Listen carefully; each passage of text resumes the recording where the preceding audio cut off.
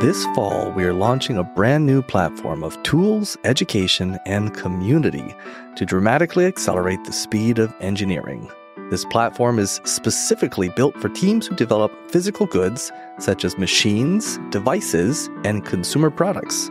If you are a mechanical engineer, R&D engineer, process development engineer, mechanical designer, product development engineer, or similar, we think you'll love what we're working on. More info to come soon, so keep your eyes and ears open for the fall launch of the website. In the meantime, send us a note at podcast@teampipeline.us and let us know what features or functionalities you would find most useful in this platform.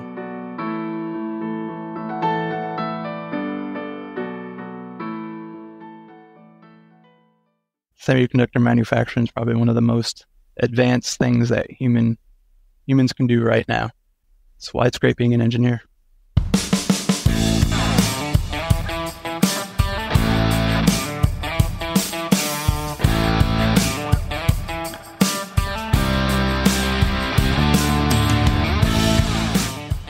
Hello and welcome to the Being an Engineer podcast. Today we're speaking with Kevin Distelhurst, who holds both a bachelor's and a master's degree in electrical engineering. Kevin has spent his career to date in the world of semiconductor manufacturing, where he develops techniques and tools, leads projects, and trains and mentors new engineers and technicians. Kevin, thank you so much for being with us today. Thank you. Glad to be here. Well, what made you decide to become an engineer? Probably started from a very young age when I pestered my parents with how everything worked, basically. Like, how does that work? How does this work? And I know my parents didn't always have the answers, so I would always be digging in and trying to figure out how things work, to the point where I would start taking things apart. Alongside with that, while growing up, I also enjoyed a lot of sci-fi and related shows and books. So like Star Trek, I'm sure a lot of people say that, but sci-fi books in general, love them then, love them now. And they always inspire me to kind of push the envelope and look for something different. And then I couldn't really see myself as I started thinking through high school what I wanted to do. I couldn't really see myself anywhere else but being in a science-related field. So for a little bit, it was like, can I be a physicist of some sort? But then it was really engineering that stuck with me, because it was utilizing science to make something real. And yeah, you know what I mean? Very cool. And I guess eventually it was a decision of what kind of engineering I wanted to do. So it was originally mechanical and then eventually electrical. The dark path of electrical. It gets some of us. Yeah, imaginary numbers and all that scary things to some people. But I wish I knew electrical. I really, truly do. I'm terrible at electrical, but please go on. So it was basically that. And then getting into college, just kind of finding my path through there, figuring out what I liked in electrical.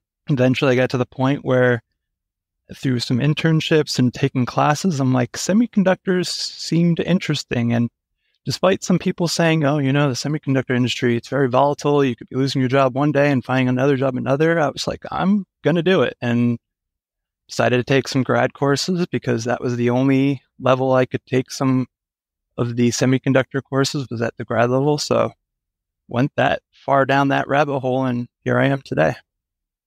Nice. So speaking of semiconductor, that is what you're doing in your career. And I think that's what you've been doing your entire career ever since graduation. Is that right? Correct. Yeah. Same. So I'm failure analysis engineer specifically. So basically been doing that for about 10 years now since I graduated. Wasn't necessarily the first thing I wanted to do when coming out of school, but I fell into it and I've been enjoying it ever since. Awesome. All right. Well, for those of us who are not intimately familiar with the industry that is semiconductor, can you tell us a little bit about what that even is? Just real basic. What is a semiconductor? Yeah. So semiconductor, you've probably heard it. It's in some chemistry or physics class when talking about a periodic table of elements. It's a specific group of elements. Now, what makes those important is when you start manufacturing them and utilizing some of the unique properties, you're able to devices basically on a hunk of silicon, for example, that allow you to control the movement of electrons in specific ways at many different speeds. So in some cases, at least in circles I talk, semiconductors it doesn't necessarily mean the material side of it. It's talking more about that device that is built in that semiconductor material. So when I say semiconductor, it's this device that is built on a silicon substrate, for example. And when you say device, what does that mean? Because we're talking about something very small, right? Yes, extremely small. So device as in an electrical circuit. So think of a switch. You're like a light switch. That is a very rudimentary way of looking at what I mean by a device. The person is flipping the switch, allowing current to flow on or off. Now you shrink that a lot and you're using electricity to basically change that on and off. And that's your device that basically makes our entire technology world is. Does that, I hope that kind of explains what I mean by device. And there are what like millions or even billions of these little devices on a silicon chip? Yeah, trillions probably. Probably one term that maybe a lot of people have heard through the media at least is Moore's Law, which is basically this trend in the industry where how much you can fit onto the same size chip basically doubles every 2 years. And then more recently, you've probably heard about that kind of wall that is starting to approach and has been broken through a few times, but you can only get so small because you're at the point now, they start measuring these nodes by nanometers, and you're getting to the node where you're like 2, 3, 5 nanometer, where basically you're talking about handfuls of atoms, like 6, 12, 20. So like imagine not getting one atom in place correctly. And that's how small you're getting. That is incredible. And what material is typically used for these devices? Is it copper always or something else? Yeah, so the actual switching circuit is usually silicon, which is the semiconductor itself. And then that silicon, believe it or not, you want a certain controlled amount of impurities in that silicon that create something called a P or an N junction. And those impurities are basically adding more electrons or subtracting electrons for that material. And then you start getting into some pretty deep physics about how those electrons are actually flowing when you apply certain electric fields. But to answer your question, silicon is at least the device level. But then copper, like you mentioned, is a lot of the metal that you see connecting all those devices together.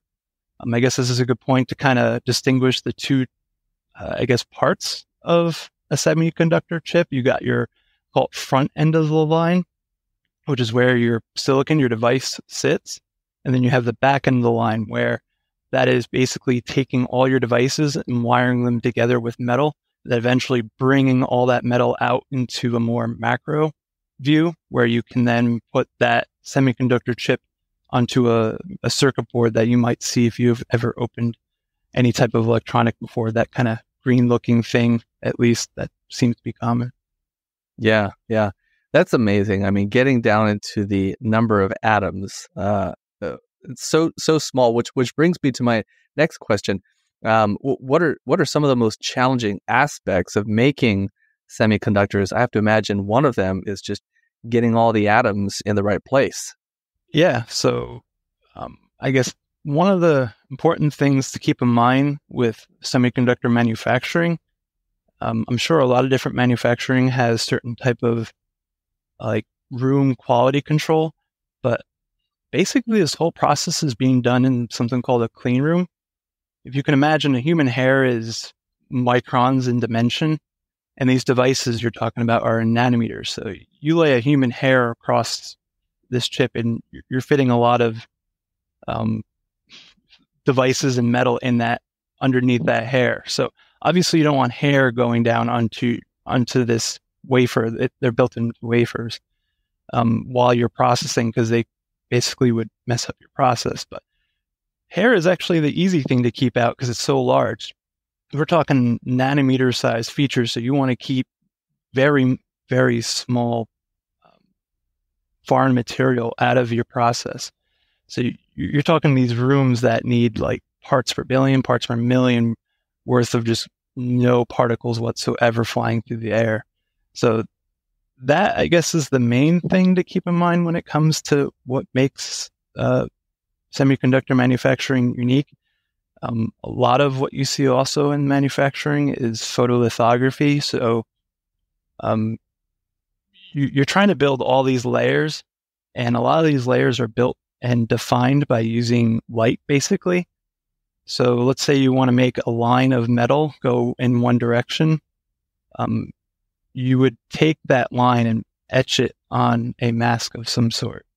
And that mask would either block or allow light through on your surface that you're building. And as that light's going through the mask, wherever that line is built on that mask is what gets developed on your sample. So there's these resists and polymers of all kind that, when exposed to certain type of light, will change in characteristics, so that when you put them through certain types of chemistries, they'll either get removed wherever there's light, or anything that wasn't exposed to the light gets removed. So that's another main part of a semiconductor. I could probably go on a lot longer too. Oh, that's so cool. How do you even make the masks? I mean, I get how the light is used to create the device, the layer underneath it, but someone has to make that mask first, right? What process is used to make this mask with nanometer wide features? Yeah, that's a good question, and it's honestly not one I've ever asked myself, so I'm not 100% sure. There's a lot of aspects to semiconductor manufacturing that you can go down a lot of different rabbit holes and learn a lot of things. It's quite a broad field that spans basically the entire globe. Well, what are some of the biggest sources of variability or even defects in semiconductor manufacturing? Yeah, so defects are my world, basically. So failure analysis engineer. So when a certain chip doesn't work, I am tasked to figure out why it doesn't work. So some of the things that I see, first off, like I was saying, you're in a clean room, but even that is not perfect. So if foreign material lands on your surface and then all of a sudden you're building around that, either blocking or somehow interfering with the chemistries involved, that can cause some type of either nets not connecting, nets as in different metal traces that connect all the devices not connecting, that basically prevents a certain part of your chip from working correctly, or it could bridge some of those metal structures together, causing basically electric signals from travel elsewhere on the chip that they're not supposed to. So that's one type of defect or variability I see. Let's see what others. There are photolithographic-based defects. So this is more in line with you build this mask, but exactly what you put on it might not develop exactly how you think it will develop. So those are usually things that you might see in the beginning when a product is first coming out.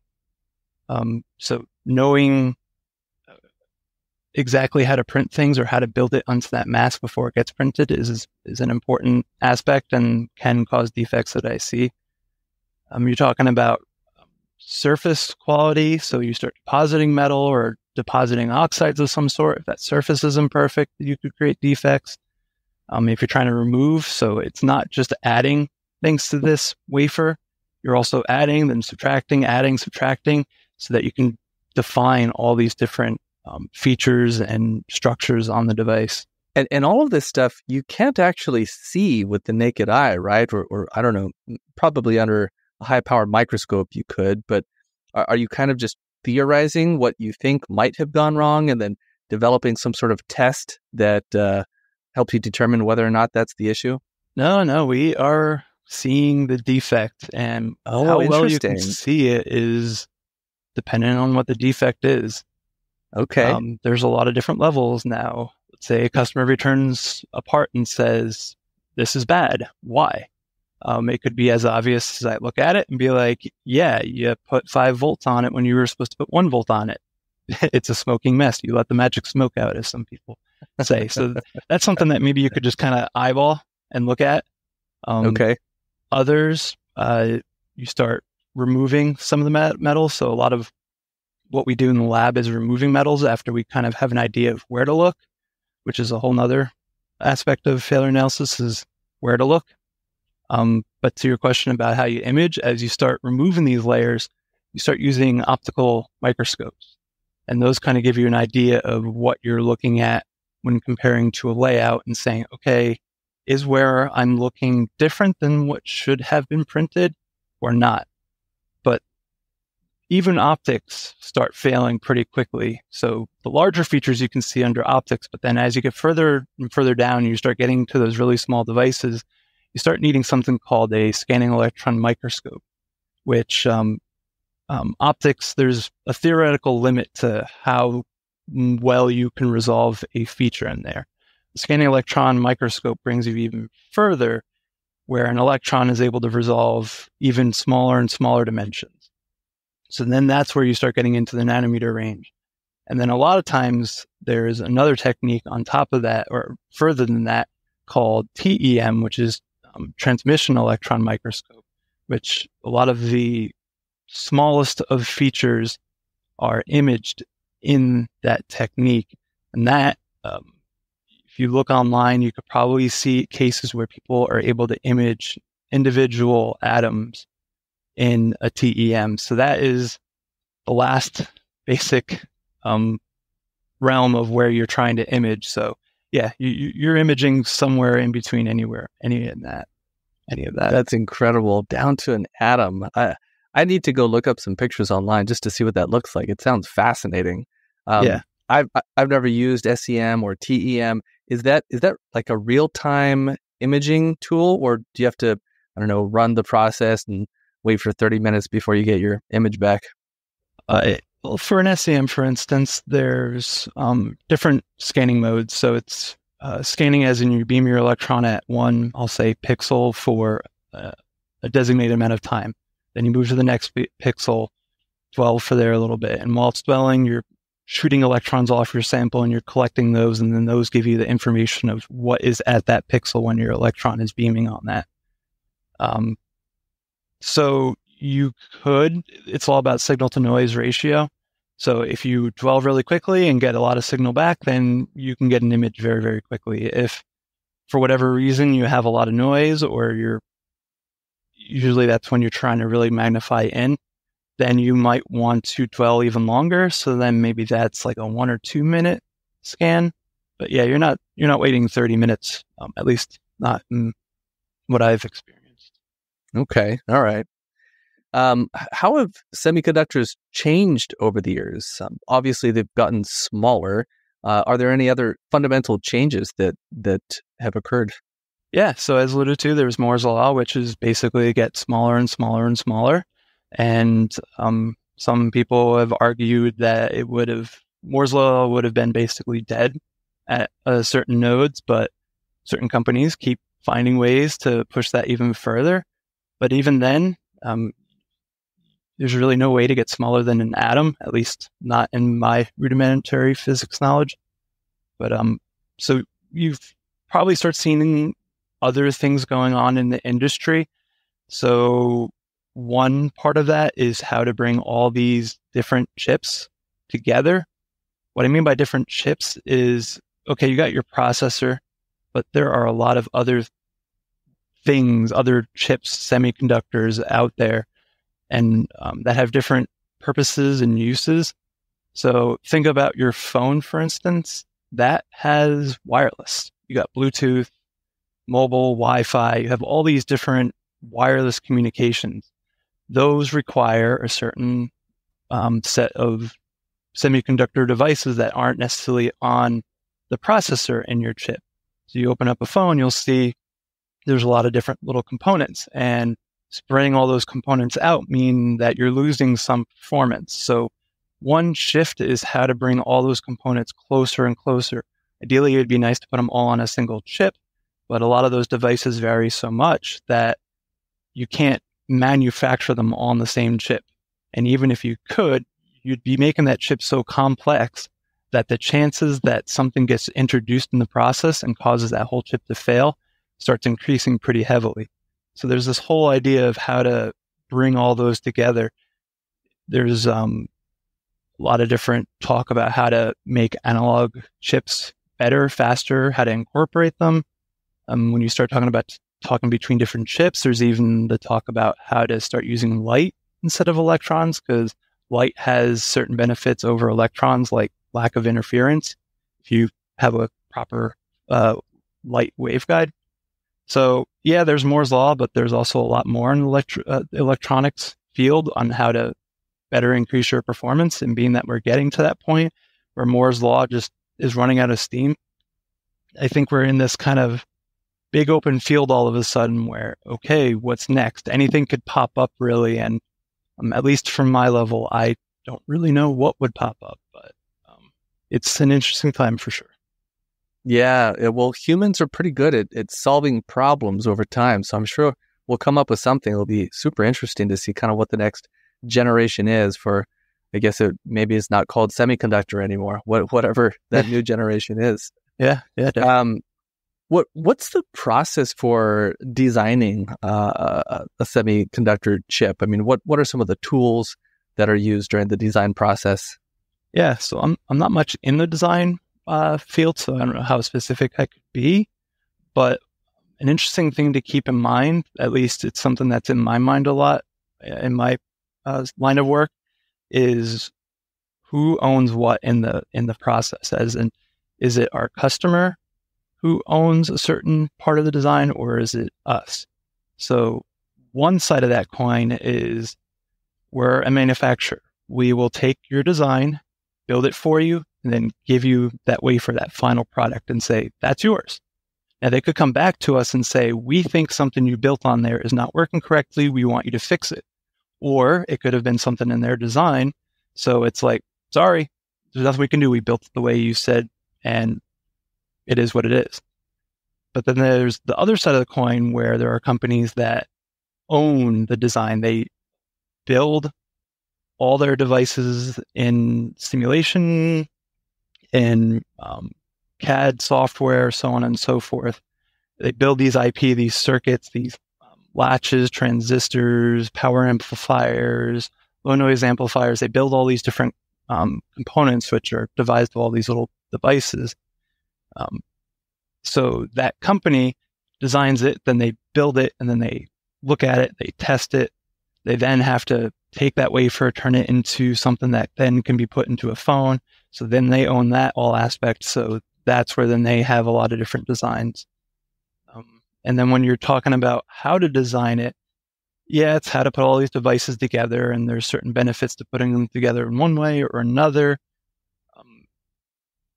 At least from the manufacturing point of view, we're providing design guidelines that basically say you can't put this device this close, or you can't make this shape this way. There's like a huge manual of all these different ways of what you can and cannot do when you want us to build something. And then on top of that, once you design it, it's like, okay, you've built all these structures. Can we actually use this lithography to print that on the device, on the wafer? And if we can't, then there's even more design checks. And then once it's built into that wafer, it's like, okay, how well will that actually bond and sit on your phone, your computer board, in your car, a satellite flying over Earth? So there's even more design guidelines there. So there's all these different steps to design that it's difficult to just it's difficult to focus on all of them. So there's a lot of people who focus on a lot of different aspects of it. It sounds like it's a very collaborative process between the design team and the manufacturing team. Is that accurate? Yes, there definitely is. Yeah, that's how it should be with mechanical as well. But oftentimes we find that we can kind of get away with not, I shouldn't say it that way. Oftentimes mechanical teams uh, don't involve the manufacturing early enough, which leads to problems, but sometimes not such huge problems. But I imagine with semiconductor, you kind of have to have a deeper level of integration between the two teams with everything going on. Yes, and the better that is, the more you understand the design and how it will be built, the better off you are, because building the mask, building these wafers, building these devices, and testing them is not a quick process. You're talking months. So you can submit your design, a few months later, you'll get something. And it's like, does it work or not? And if it doesn't, that's time and a lot of money. Like, for instance, a mask, if you need to respin a mask, it is expensive. So it's, you want to make sure everything's hitting on all calibers. What about the equipment? What does that look like? I mean, is it just like filling up an entire factory floor, clean room, factory floor? How big is it? Yeah. So, it's, at least the fabs I've walked through, it's tough to see exactly how big these are because of the clean room they're in. You got a lot of pipes going into them with all types of dangerous chemicals. So some of that stuff is behind a lot of walls and out of reach, especially if it's a dangerous chemical. You don't want it anywhere near your operators on the floor. But I've seen tools go through pretty big walls, just barely fitting. So you're talking few cars worth of size. Wow. These tools are handling and moving wafers around. There's multiple chambers. A lot of those chambers are going under vacuum to avoid air, basically, from interfering with your process. You're talking plasmas. So the equipment behind generating those vacuum and those chambers and moving between those chambers and generating plasmas and heat and chemical and introducing chemicals and precursors, it just makes massive footprints. Wow, that really gives me an appreciation for how complicated the process is. It sounds like so much that could go wrong. Yeah, definitely. It's sometimes I like to say that semiconductor manufacturing is probably one of the most advanced things that humans can do right now. Yeah, it sounds like it. Humans are great people. We find a lot of interesting ways to do a lot of different things. So it's why it's great being an engineer. Absolutely. Well, I'm going to take a quick break and share with the listeners that teampipeline.us is where you can learn more about how we help medical device and other product engineering or manufacturing teams develop turnkey equipment, custom fixtures, and automated machines to characterize, inspect, assemble, manufacture, and perform verification testing on your devices. We're speaking with Kevin Distelhurst today. So, Kevin, what is the path to becoming an engineer in semiconductor? How does an engineer get started if that's where he or she wants to end up? Yeah. So, as you could probably see from what I've said so far, there are probably a lot of paths into the semiconductor field. So it really depends on what type of engineer, what type of person you want to be in the semiconductor field. So at least my path was, I was interested in the physics behind semiconductors, what actually makes a device. So I went to school for an electrical engineer. Then while I was there, I was like, there's grad courses that talk about the physics behind how a device, a transistor, for instance, a silicon transistor works. So I then took courses on that, knowing that was the field I wanted to be in. And then came career fairs. I specifically target some of the fabs, the manufacturing companies that were making chips.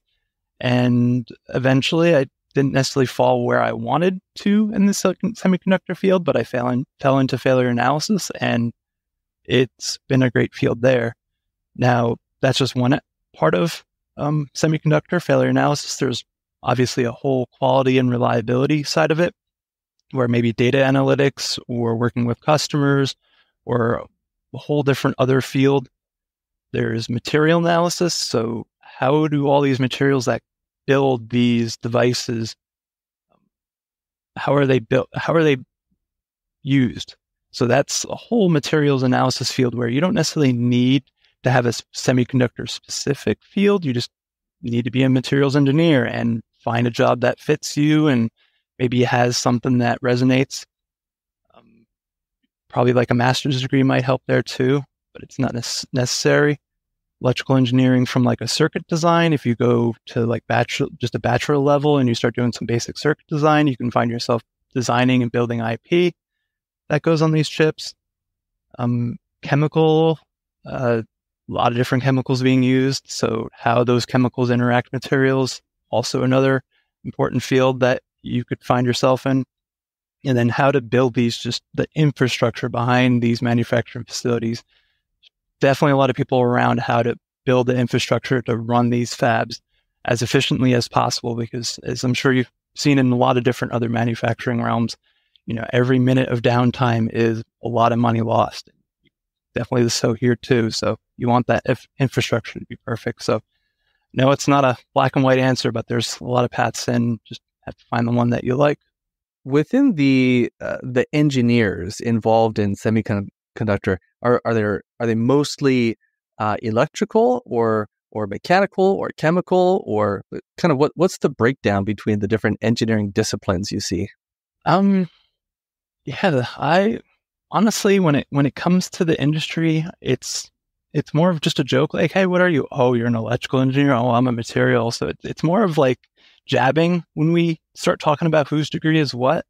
But At the end of the day, a lot of us engineers all see each other as just engineers. And I'm an electrical engineer by trade, or by school, but I work a lot with materials too. And what do I see in a TEM? How do these different materials interact? So I have a material side of myself too. So it's difficult to say what degree everybody has, because it can mesh pretty easily. You're an engineer. You're supposed to learn and problem solve and use whatever techniques and knowledge you need. So hopefully that answers your question. Yeah, that makes sense. So if you graduate with a degree in mechanical, you're not necessarily pigeonholed into just doing mechanical stuff. You're probably going to see a broad spectrum of electrical, mechanical, chemical, and get your hands dirty all over the place. Yeah, definitely. Cool. Okay. Well, this is what's the word I'm looking for? There might not be a answer for this, so just give me whatever comes to mind here. What's the most important thing that an engineer should know before deciding to pursue a career in semiconductor? Let's see. So knowing that everything you're looking at is basically not what you see in the human eye. Like, you just can't look at it and say, oh, here is something. What does it look like? You need to use data or depend on people to image what you were building. Otherwise, it's just a giant hunk of silicon that doesn't look like it does anything. So knowing that what you're working on is tangible but not tangible enough is an important aspect. And you just really need to depend on a lot of different people to kind of make this all work. Yeah. Okay. What kinds of activities are you doing on your best days, the days that you enjoy the most? And then conversely, what are you doing on the days that you could maybe live without? Yeah. So to discuss that, I'll say a little bit of what I do. So I'm mainly in a lab that's termed an electrical failure analysis lab. So when there's an electrical signal on these semiconductors that is abnormal and usually found through some type of testing, it isn't my role to figure out why that electrical signal is there. And that involves working with a lot of different tools in these labs. So on the best of days, I am in the lab working side by side with other engineers, other technicians, trying to figure out why there's this abnormal electrical signal. And as the field keeps evolving, what we see in the lab obviously keeps evolving. If the technology keeps getting smaller and smaller, what I see in the lab gets smaller and smaller. So as you can imagine, that starts introducing difficulties in the lab, things that slow us down. And when you have like a stop production notice in the fab because of something going wrong, someone's breathing down your neck to figure that out as soon as possible. So finding ways to be as efficient as possible when someone isn't breathing down your neck is pretty important. And those activities are what I enjoy. It's reading papers to see what other people in the industry are doing. It's trying things on the tool that when someone says, hey, can we do that? It's like, I don't know, but I'm willing to try. Those are the activities I enjoy. And then taking what I learn and then publishing what I can out into the field and then discussing that with other people in the industry. That's what I really enjoy doing is just really pushing the envelope. If I'm finding myself doing the same thing over and over again in the lab, then I kind of start getting bored, and it's like, okay, what else can I learn today? What other tools? So after 10 years, I can safely say I at least know every tool in the lab pretty well. Nice. It's funny. People say that engineers are introverts and we don't necessarily like talking with other people, but I think we do like talking with other engineers for sure. Yeah, definitely. And I was an introvert for the longest time, and this job certainly had brought that or pushed that down a lot because I had to rely on other people. Within the lab, there's engineers who own different tools, and okay, I'm at a certain part of my analysis where I need that tool. And if I don't know how to use that tool, it's how do I go to that engineer and say, can you do this for me? Oh, you have other workloads? Well, let me go talk to the engineer of those workloads and see how it fits in. So if I didn't get out of my introversion, I would have definitely sunk.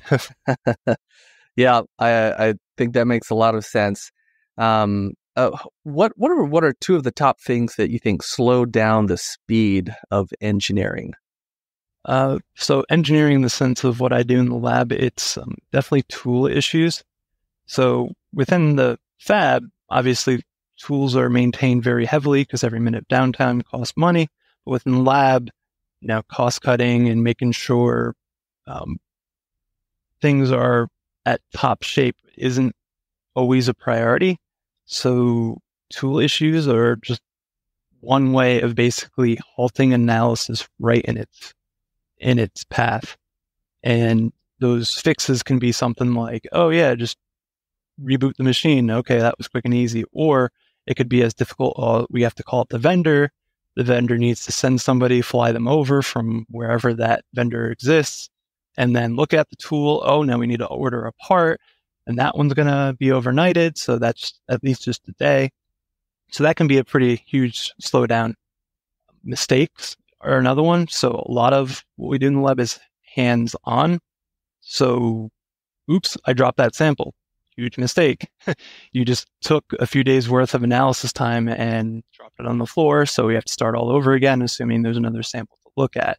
So that's a huge slowdown, especially if you're 5 days in with an analysis and then something happens to that chip or that sample, then you're basically starting over. And then just not being ready. So as I was alluding before, things keep changing. And if something enters the lab and you're just not sure what to do with it, and you just didn't keep your eyes open for that to learn what's different about that, then you could be sitting there looking at your screen, looking at pictures of that sample and say, what am I looking at? Why does it look that way? Let me go call up this process engineer, or let me go talk to the designer, or, that will slow you down a lot too. Well, speaking of tools, and you don't need to apply this specifically to the context of semiconductor, but feel free to, or it could be more general than just semiconductor. What's a tool that doesn't exist, but if it did, it would allow engineering teams to move faster, be more productive, spend their time more effectively, and feel free to stray outside the realm of known physics as well here.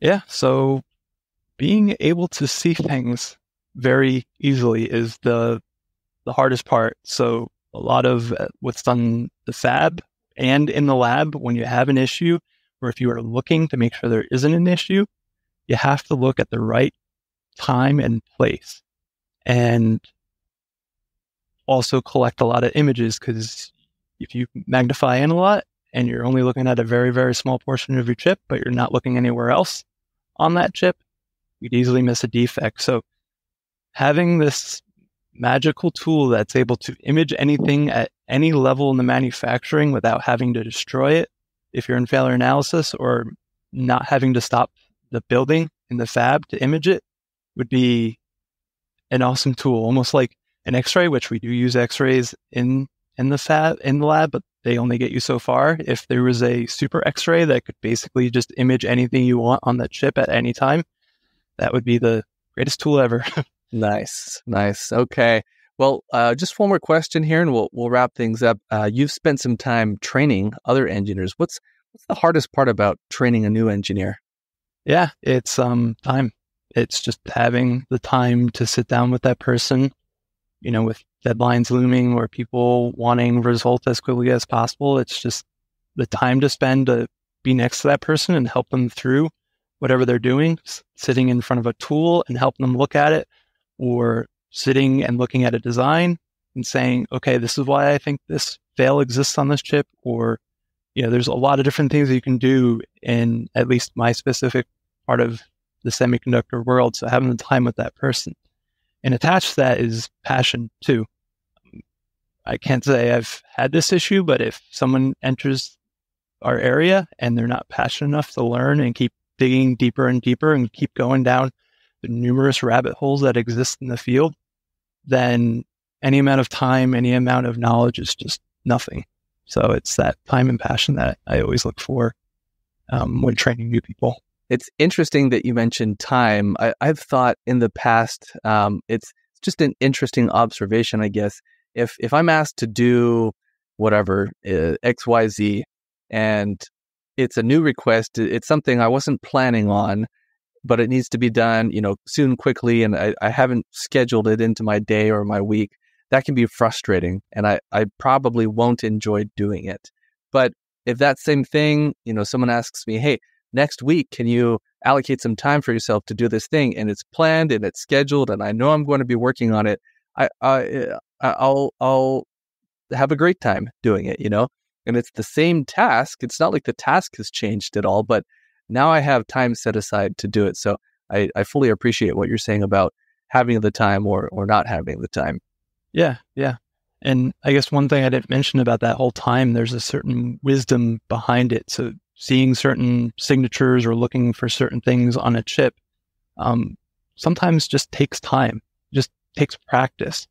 And if you don't have time to practice, as in you're just being thrown right in doing live analyses, you're living trial by fire, just learning on the fly. And if there's not enough time to train someone up, have someone basically under your wing for a while because somebody left or just there was more work than there are people, then that's where time also hurts. It's just not enough time to build that wisdom. You to do a thorough, quick analysis without going in circles for a while. Yeah. Yep. Right. Well, Kevin, how can people get a hold of you? LinkedIn, Kevin Distelhurst. Just look me up. Sure, it says something about semiconductors, so just message me, and I'm more than willing to talk. Great, and we'll have a link to your LinkedIn profile here in the show notes. Well, Kevin, thank you so much for joining us. This has been great. I've learned a lot about semiconductor, and I sure appreciate you sharing a little bit of your time with me and the listeners. Yeah, anytime. Love to talk about it. I'm Aaron Monker, founder of Pipeline Design and Engineering. If you liked what you heard today, please share the episode. To learn how your team can leverage our team's expertise developing turnkey equipment, custom fixtures, and automated machines, and with product design, visit us at teampipeline.us. Thanks for listening.